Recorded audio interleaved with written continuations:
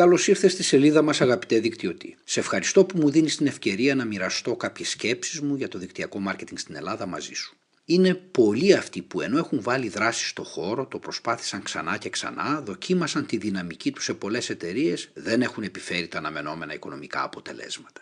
Επίσης υπάρχει πολλής κόσμος που αντί το δικτυακό μάρκετινγκ να του αποφέρει κέρδη, του κοστίζει και από πάνω, δηλαδή βγαίνει και χαμένος.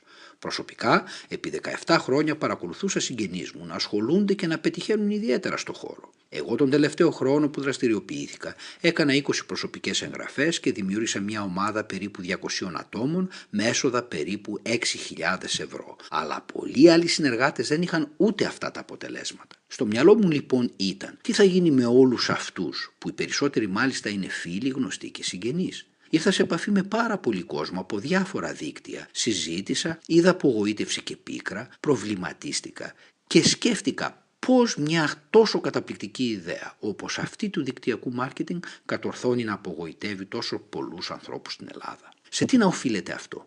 Με φίλους ανάλογων προβληματισμών καταλήξαμε ότι ένας από τους κυριότερους λόγους είναι ότι οι Έλληνες δικτυωτές τρέχουν προγράμματα δικτυακού μάρκετινγκ που είναι αντίγραφα από το εξωτερικό, σχεδιασμένα για άλλα πορτοφόλια, για άλλες αγορές. Αποτέλεσμα είναι να έχουμε άλλοτε ακριβές εγγραφές, άλλοτε ακριβές επαναπαραγγελίες και τις περισσότερες φορές δύσκολη επίτευξη στόχων, με αποτέλεσμα τα μικρά ποσοστά νέων συνεργατών στο δίκτυό μας, τα μεγάλα ποσοστά εγκαταλείψεων. Αν συμφωνείς μαζί μας τα παραπάνω, αναρωτήσου, όπως κάναμε και εμείς άλλωστε. Είσαι ευχαριστημένος από τη δουλειά σου? Είσαι ευχαριστημένος από τα αποτελέσματα που έχεις? Θα μπορούσαν να είναι καλύτερα? Πώς βλέπεις το δίκτυο που έχεις δημιουργήσει?